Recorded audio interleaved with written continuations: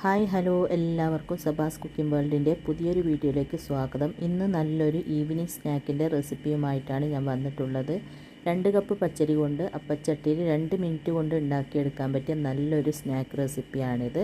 അപ്പോൾ നമുക്ക് വേഗം തന്നെ എങ്ങനെയാണിത് ഉണ്ടാക്കുന്നതെന്ന് നോക്കാം. അതിന് മുമ്പായിട്ട് ചാനൽ ആരെങ്കിലും സബ്സ്ക്രൈബ് ചെയ്യാതെ കാണുന്നുണ്ടെങ്കിൽ എൻ്റെ വീഡിയോ ഇഷ്ടപ്പെടുകയാണെങ്കിൽ പ്ലീസ് ഒന്ന് സബ്സ്ക്രൈബ് ചെയ്ത് സപ്പോർട്ട് ചെയ്യണം. പിന്നെ ലൈക്ക് ചെയ്യാനും ഷെയർ ചെയ്യാനും മറക്കരുത്. അപ്പോൾ നമുക്ക് വേഗം തന്നെ എങ്ങനെയാണ് ഇത് ഉണ്ടാക്കുന്നതെന്ന് നോക്കാം.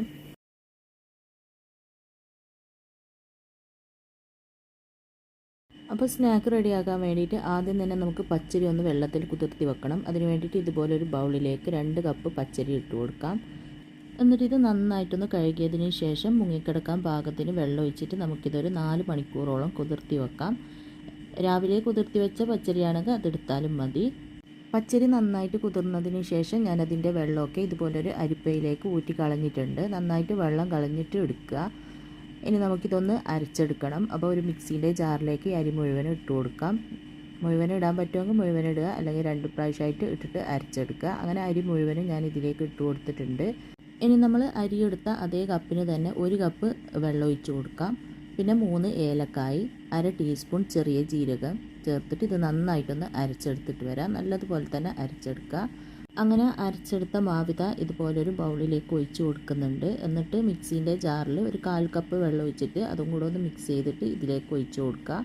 പിന്നെ വെള്ളത്തിൻ്റെ അളവ് കറക്റ്റായിരിക്കണം. ഞാൻ അരി എടുത്തത് 250 ml കപ്പിന് അളന്നിട്ടാണ്. ആ കപ്പിന് തന്നെയാണ് വെള്ളം ഒഴിച്ച് കൊടുക്കുന്നത്. അപ്പോൾ 1/4 കപ്പ് വെള്ളമാണ് ഇതിലേക്ക് ഇപ്പോൾ ചേർത്ത് കൊടുത്തത്. എന്നിട്ട് നന്നായിട്ടൊന്ന് മിക്സ് ചെയ്തതിന് ശേഷം ഇതൊന്ന് അടച്ചിട്ട് നമുക്ക് മാറ്റി വെക്കാം. ഇനി ഞാനിതാ ഒരു പാത്രം അടുപ്പത്ത് വെച്ചിട്ടുണ്ട്. ഇനി ഇതിലേക്ക് ഒരു 5 ശർക്കര എടുത്തിട്ടുണ്ട്, അതിട്ട് കൊടുക്കാം. 300 ഗ്രാം ശർക്കരയാണ് ഞാൻ എടുത്തത്. 250 മുതൽ 300 ഗ്രാം വരെ ശർക്കര നമുക്കിതിലേക്ക് ചേർത്ത് കൊടുക്കാം. എന്നിട്ട് ഇതിലേക്ക് നമ്മൾ അരിയെടുത്ത അതേ കപ്പിന് തന്നെ 1 കപ്പ് വെള്ളം ഒഴിച്ചിട്ട് അടുപ്പ് ഓൺ ചെയ്തിട്ട് ഇത് നന്നായിട്ടൊന്ന് മെൽറ്റാക്കി എടുക്കാം. ശർക്കര മെൽറ്റാകുന്ന സമയം കൊണ്ട് നമുക്ക് മറ്റൊരടുപ്പിൽ ഞാനിതാ ഇതുപോലൊരു പാത്രം വെച്ചിട്ടൊന്ന് ചൂടാക്കിയിട്ടുണ്ട്. അതിലേക്ക് 2 ടീസ്പൂണോളം ഗീ ഒഴിച്ച് കൊടുക്കാം. ഗീ ഒന്ന് മെൽറ്റായി വരുമ്പോൾ, നന്നായിട്ട് ചൂടായി വരുമ്പോൾ ഇതിലേക്ക് കുറച്ച് തേങ്ങാ കൊത്തിട്ട് കൊടുക്കാം. എന്നിട്ട് ചെറിയ തീയിൽ മിക്സ് ചെയ്ത് ചെറുതായിട്ടൊന്ന് കളറ് മാറി തുടങ്ങുമ്പോൾ ഇതിലേക്ക് ഇതുപോലെ ചെറുതായിട്ടൊന്ന് കളറ് മാറി തുടങ്ങിയിട്ടുണ്ട്. ഞാനൊരു 4 ചെറിയ ഉള്ളി ചെറുതായിട്ട് കട്ട് ചെയ്തെടുത്തിട്ടുണ്ട്, അതിട്ട് കൊടുക്കാം. എന്നിട്ട് അതും കൂടെ നന്നായിട്ട് മിക്സ് ചെയ്ത് രണ്ടും കൂടെ നല്ലൊരു ഗോൾഡൻ ബ്രൗൺ കളറാക്കി എടുക്കാം. അങ്ങനെ നന്നായിട്ട് മിക്സ് ചെയ്ത് ഇതുപോലെ നല്ലൊരു ഗോൾഡൻ ബ്രൗൺ കളറായി വന്നിട്ടുണ്ട്. തേങ്ങാക്കൊത്തും ഉള്ളിയെല്ലാം നല്ലൊരു കളറായി വന്നിട്ടുണ്ട്. ഇനി നമുക്കിത് എണ്ണയിൽ നിന്ന് കോരി മാറ്റിയതിന് ശേഷം അടുപ്പ് ഓഫാക്കാം. ഈ ഗീ കളയണ്ട, ഇതവിടെ തന്നെ നിന്നോട്ടെ. ഇനി ശർക്കര എന്തായി നോക്കാം. നല്ലതുപോലെ തിളച്ച് നന്നായിട്ട് മെൽറ്റായി വന്നിട്ടുണ്ട്. നന്നായിട്ട് ശർക്കരയെല്ലാം മെൽറ്റാവുമ്പോൾ നമുക്ക് അടുപ്പ് ഓഫാക്കാം. ഇനി അടുപ്പ് ഓഫാക്കിയതിന് ശേഷം ഇത് ചൂടോടെ തന്നെ നമ്മൾ അരച്ച് വെച്ച അരി ഉണ്ടല്ലോ അതിലേക്ക് അരിച്ചിട്ട് ഒഴിച്ചു കൊടുക്കാം. ആ ചൂടോടെ തന്നെ അടുപ്പത്തുനിന്ന് എടുത്ത ഉടനെ തന്നെ ഒഴിച്ചു കൊടുക്കുക. മുഴുവനായിട്ട് ഒഴിച്ചിട്ട് പെട്ടെന്ന് തന്നെ ഇതുപോലെ മിക്സ് ചെയ്ത് കൊടുക്കുക. പെട്ടെന്ന് തന്നെ മിക്സ് ചെയ്ത് കൊടുക്കണം, അല്ലെങ്കിൽ ചൂട് കൊണ്ട് ഇങ്ങനെ അരി കട്ട കെട്ടിയതുപോലെ ആയിപ്പോവും. അതുകൊണ്ട് ഒഴിച്ച ഉടനെ തന്നെ പെട്ടെന്ന് നന്നായിട്ട് മിക്സ് ചെയ്ത് കൊടുക്കുക. അങ്ങനെ ഇതാ നന്നായിട്ട് മിക്സ് ചെയ്തിട്ടുണ്ട്. ഇനി ഇതിലേക്ക് നമ്മൾ വറുത്തെടുത്ത തേങ്ങാക്കൊത്ത് ഉള്ളി ഉണ്ടല്ലോ അതിൽ നിന്ന് പകുതിയോളം ഇതിലേക്ക് ഇട്ട് കൊടുക്കാം. പിന്നെ ഒരു 1/4 ടീസ്പൂണോളം ബേക്കിംഗ് സോഡയും കൂടെ ചേർത്തിട്ട് വീണ്ടും നന്നായിട്ടൊന്ന് മിക്സ് ചെയ്ത് കൊടുക്കുക. അങ്ങനെ നമ്മുടെ ബാറ്റർ ഇവിടെ റെഡി ആയിട്ടുണ്ട്. ഇതുപോലെയാണ് ബാറ്റർ ഉണ്ടാവുക. ഇങ്ങനെ കുറച്ച് ലൂസിലാണ് ഉണ്ടാവുക. വെള്ളമൊക്കെ പറഞ്ഞ അതേ അളവിന് തന്നെ ഒഴിച്ചു കൊടുക്കുക.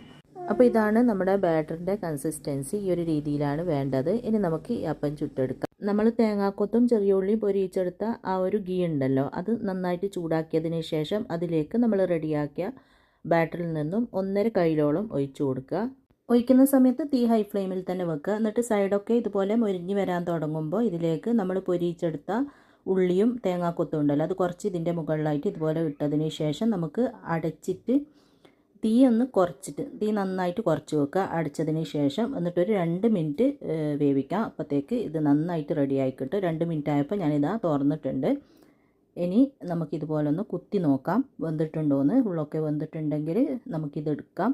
ഇതിപ്പോൾ 2 മിനിറ്റിൽ തന്നെ വെന്തിട്ടുണ്ട്. മാവ് കൂടുതൽ ഒഴിച്ച് കഴിഞ്ഞാൽ 2 മിനിറ്റിൽ റെഡിയായി കിട്ടൂല. അപ്പോൾ ഒരു 3-4 മിനിറ്റെല്ലാം എടുക്കും.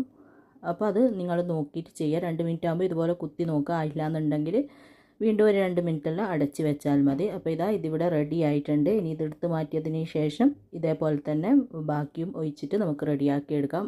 അപ്പോൾ വീണ്ടും ഞാൻ ഗീ ഒന്നും ഒഴിച്ച് കൊടുക്കുന്നില്ല, ഇതിൽ തന്നെ ഉണ്ട്. ഇതധികം എണ്ണ ഒന്നും കുടിക്കില്ല. പിന്നെ ഗീ അല്ലെങ്കിൽ നിങ്ങൾക്ക് വെളിച്ചെണ്ണ യൂസ് ചെയ്യാം. അപ്പോൾ വീണ്ടും ഒഴിച്ചതിന് ശേഷം തേങ്ങാക്കൊത്തെല്ലാം ഇട്ടിട്ട് അടച്ചിട്ട് നമുക്ക് ഇതേപോലെ തന്നെ റെഡിയാക്കി എടുക്കാം.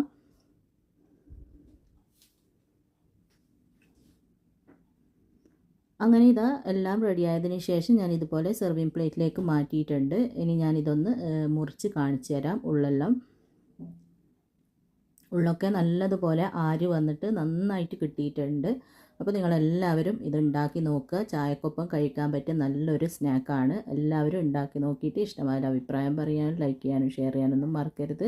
എപ്പോഴും പറയുന്നത് പോലെ സബ്സ്ക്രൈബ് ചെയ്യാതെ കാണുന്നവർ സബ്സ്ക്രൈബ് ചെയ്ത് സപ്പോർട്ട് ചെയ്യാനും മറക്കരുത്. അപ്പോൾ ഇൻഷാ അല്ലാഹ് അടുത്ത പുതിയ നല്ല റെസിപ്പിയുമായിട്ട് നമുക്ക് വീണ്ടും കാണാം.